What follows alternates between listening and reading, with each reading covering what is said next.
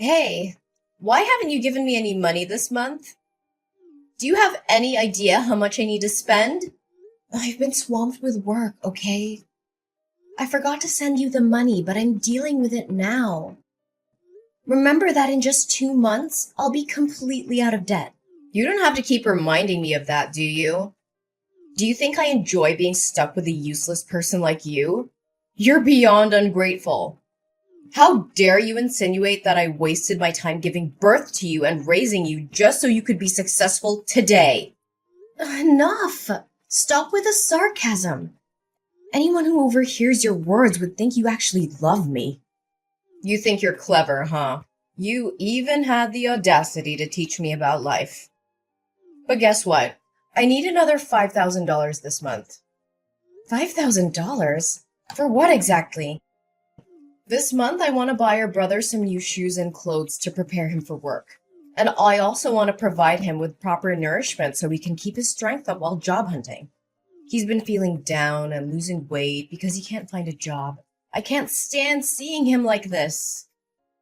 And how is that my problem? Didn't we agree that I'd give you $10,000 every month until it adds up to $200,000 as a thank you for giving birth to me? After that, we'd cut ties and never bother each other again. I'm not obliged to give you more money to support him. Besides, isn't he just unemployed because he dreams of being a manager or department head rather than taking any job available? How can you say such heartless things? He's your brother, your flesh and blood. He has a decent university degree and he's an extremely talented and capable person. How could he settle for some low-level employee position when he's treated as an errand boy? He deserves more than some menial job where he's treated like a servant. Huh? Don't think that your little amount of money gives you the right to say whatever you want about my son. Whatever you want, but I won't give you any extra money. Oh, hold on. I've thought about it again. $200,000 is probably not enough to compensate for my love, effort, and sacrifices in raising you. Moreover, my son is about to get married. If he doesn't have a car or a house, society will look down on him. So before you cut ties with us, you better buy your brother an expensive car and a fancy house. Otherwise, don't even think about escaping from me. What? That was never part of our agreement, and you know it. Well, I've been thinking. Aren't you the manager of a prestigious company? With your high salary, it shouldn't be a problem at all. Just a few more years and you'll be able to fulfill this obligation, won't you? That's not the point. You clearly understand that I have no responsibility or obligation to cater to your son's life. If it weren't for my father's dying wish, instructing me to take care of you and your brother until he can stand on his own, I would have cut ties with you a long time ago, Kimberly. You're such a heartless monster of a child. How could you prioritize the words of a dead man over mine? The one who raised you? Because he treated me fairly, unlike you. So what about your poor dead father, leaving me to work tirelessly to provide for you and your brother? And now you treat me like a burden. Kim, don't you feel any shame when you claim to have taken care of me? Have you ever treated me to a decent meal or shown me the love a mother should? No, you treated me like a servant. Don't forget how cruelly you treated me. Ugh, why bring up the past? I did what I did to toughen you up, to teach you how to survive in this world. It was all for your own good. Haven't you always listened to your father? Then obey his wish. Give me money, take care of us, and provide for my son and me for the rest of our lives. Dad said, until your brother comes of age. He's already 25 years old now. When will he finally grow up and take responsibility for himself? I don't care about that. You're my daughter, and you will do as I say. You will take care of my son and help him live a comfortable life. And if you can't buy him a house and a car, why don't you use your position as the head of the department to get him a job in your company? You can't let him struggle in this cruel society, can you? Hey, Are you kidding me? This is absurd. I won't use my professional position to indulge in your unrealistic demands. I don't have time to joke with you. You have such a prestigious position, yet you can't even secure a job for your own brother. You're completely useless. This is not how it works. This is a professional environment, not a favor bank. Besides, your son lacks the qualifications and work experience necessary for the position. The recruitment process is rigorous, and I can't just hand him a job. But he's exhausted from his job search. He's constantly rejected by reputable companies, forced to work in lowly positions, and treated like dirt. I won't let my beloved son suffer. But if he works at your company, you can protect him. No one would dare bully him then. Everyone starts from entry-level positions and works their way up. He needs to learn the value of hard work and perseverance. Being overprotective won't do him any good. Huh! So now you're trying to portray yourself as mature and independent, huh? Treating this family like strangers, as if we're not connected by blood. What a waste of my love and all the hardships I endured to give birth to you and raise you all these years. But my dear daughter, I won't blame you for not loving me. I understand. It's all my fault. When your younger brother was born sick, almost on the brink of death, I simply thought you were a strong and understanding child, capable of taking care of yourself. Therefore, I focused on loving and pampering your brother more. But I never imagined it would make you hate me so much. It must be all my fault. All right. Stop dwelling on that old story. Fine. This will be the last time I help him. Promise me that if you make any more demands, you will pay me the full $200,000 and disappear from my life. All right, my dear girl. But remember, make sure to get your brother a good, respectable job. My precious son is not meant to be a mere errand boy or an ordinary employee somewhere. I can't make that decision alone.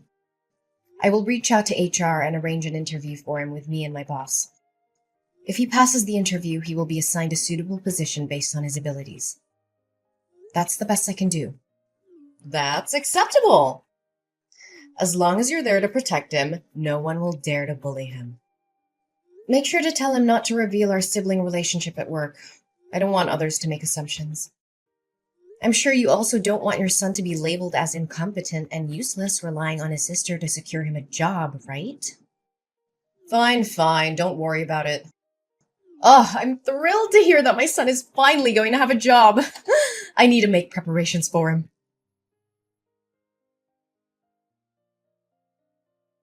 Hey, Kim, do you know where James is? I can't get in touch with him. Did that jerk run away after causing all this trouble? Why are you using such harsh words to scold him? Can't you see how scared he must be? He didn't want things to turn out like this. He did it for the sake of our family. As his older sister, shouldn't you try to comfort him and find a resolution instead of berating him? What? So you already know what happened and yet you're still defending him? James might have to go to jail and pay double the contract value, which amounts to $1 million. And I could also be held accountable and face an investigation.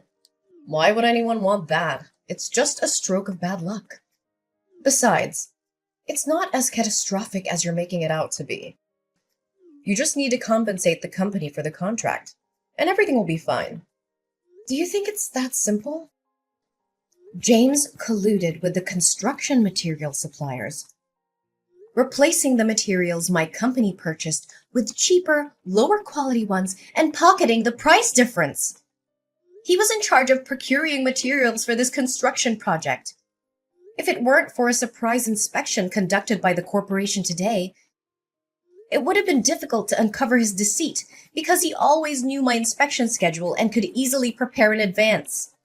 Do you realize that building a structure with substandard materials can lead to serious incidents and damage my company's reputation like this?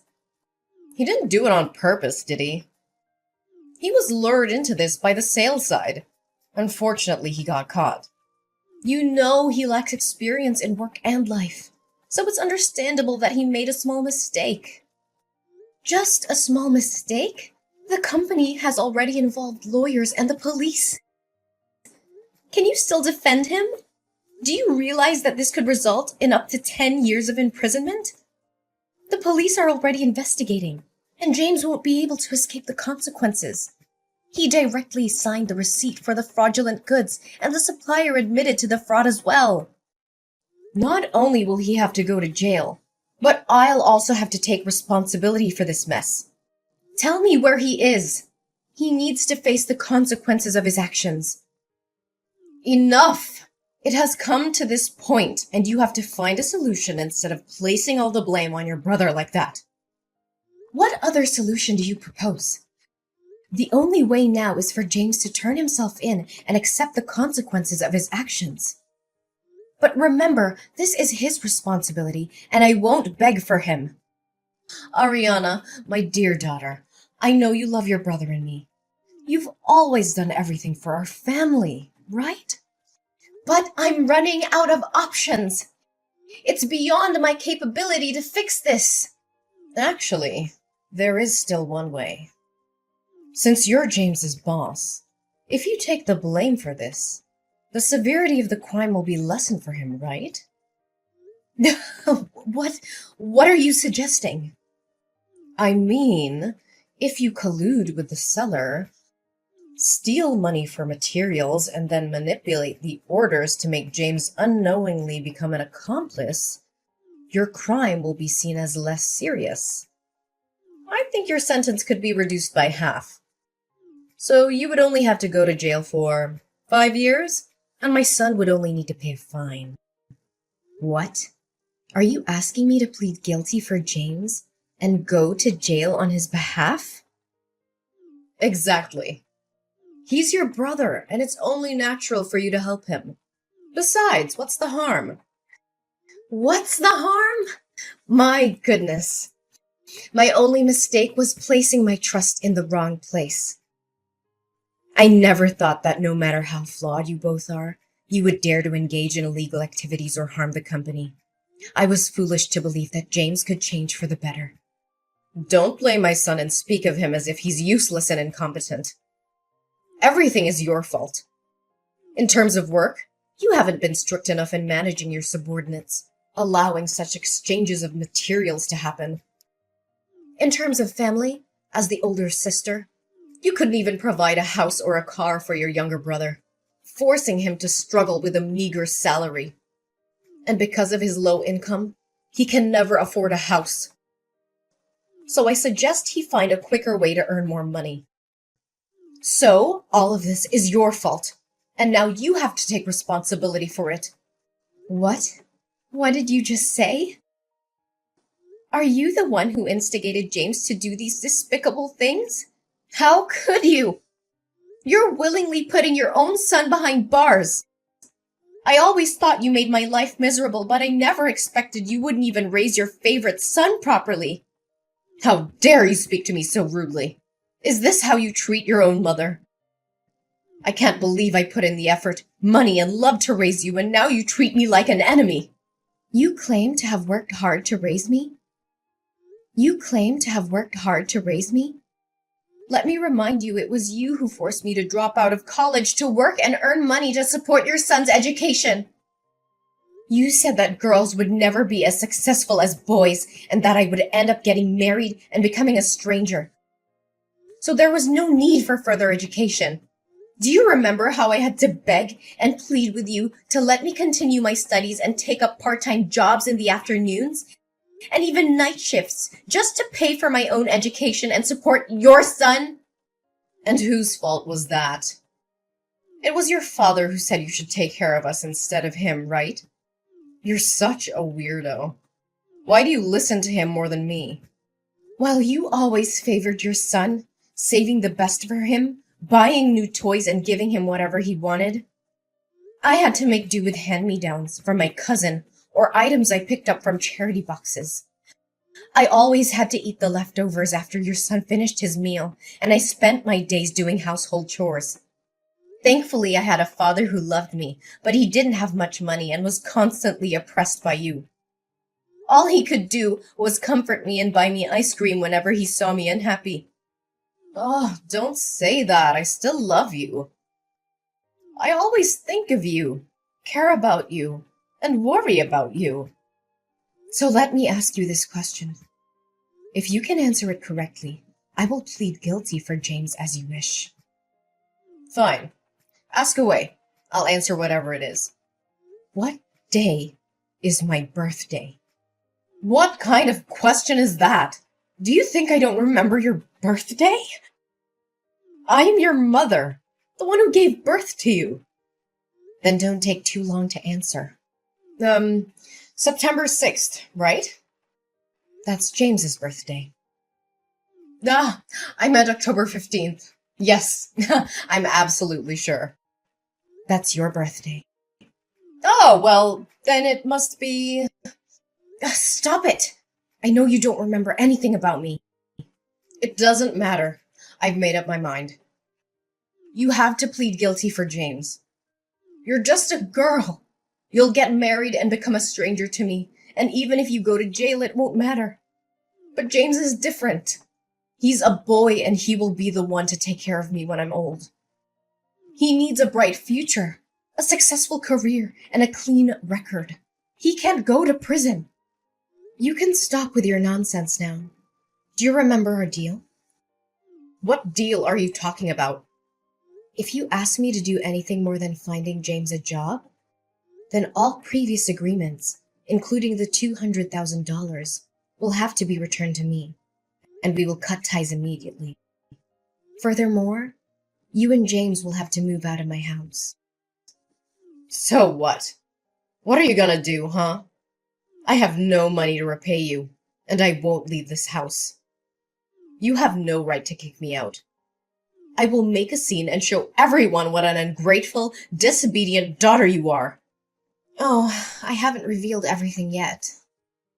Of course I won't demand the money back because both you and James will have to earn another $1 million to compensate my company. And as for leaving the house, I won't be the one to ask you to leave. I'll leave it to the police. You can sit there and wait comfortably because the police will come to pick you up. What? Why are the police involved in this? Do you remember when you accidentally confessed that you instigated James to steal money from my company? Well, coincidentally, the police entered my room at that moment to request cooperation in their investigation, and I conveniently let them read the entire conversation. So, Kimberly, what am I supposed to do now? I can't plead guilty for your son, whether you like it or not. But here's some good news for you. You'll be able to accompany James in jail and not have to worry about accommodation and food for the next... let's say at least 5 years. How dare you betray your own mother? Ariana, you can't do this to me! But we already cut ties. Ah, no. It's much deeper than that, Kimberly. From this moment forward, I declare that you are no longer my mother. I refuse to be associated with someone who is willing to sacrifice ethics, integrity, and the well-being of others for personal gain. Our DNA may be the same, but our values and principles couldn't be more different. How can you say such things? We're family, Ariana. You can't just disown me like that. Family is supposed to be a source of love, support, and trust. But you've shown time and time again that you're willing to betray those ideals. I won't allow myself to be dragged down by your immoral actions any longer. I choose to surround myself with people who uplift and inspire me, not those who bring me down. Ariana, please, I'm begging you to help me. I know I've made terrible mistakes, but I genuinely love you more than anyone, even more than James. You're my daughter, and my heart aches at the thought of losing you. Begging for help now, Kimberly? After all that's happened? It's quite ironic that you claim to love me more than James. Your words hold no weight when your actions have shown a different story. Ariana, please, I'm begging you to listen. I know I've made mistakes, but deep down, my love for you has always been greater than anything. Please, Ariana, I'm on my knees begging you. Don't turn your back on me. You're my daughter, my flesh and blood. Kimberly, love is not a bargaining chip or a means to escape the consequences of your actions. I need to prioritize my own well-being and the well-being of others. I'm sorry, but I can't be the one to save you from this. It's time for me to move forward without you. So here's how things turned out in the end. Kimberly and James, well, they didn't get off easy. The judge threw the book at them and sentenced them to a solid stretch in jail. James got slapped with a 10-year sentence, while his dear old mom, Kimberly, got a solid 8 years. Ouch. As for me, well, I managed to dodge that bullet. The investigation cleared my name, and I was found innocent of any involvement in their shady schemes. Can I get a hallelujah? It was a huge relief, let me tell you. No bars for this gal. But you know what? I decided it was time to make a fresh start. I couldn't stay in that house anymore, with all the memories of deceit and betrayal lingering in the air. So I packed my bags, sold that place, and bid farewell to that chapter of my life. Good riddance. I landed in a new town, ready to hit the reset button. And guess what? Fate had a little surprise in store for me. I met someone special, someone who saw past the scars and the baggage I carried. They loved me for me, flaws and all. Talk about a breath of fresh air. Together, we embarked on this crazy journey called life. We laughed, we cried, and we built something beautiful. It's amazing what can happen when you let go of the past and open yourself up to new possibilities. Love found its way into my heart, and I couldn't be happier. So here I am, sipping my coffee and reflecting on how life can throw curveballs at you. But hey, I made it through. I'm stronger, wiser, and surrounded by love. The darkness may have tried to bring me down, but I emerged victorious, ready to embrace the future with open arms. Here's to new beginnings and writing our own happy endings. Cheers!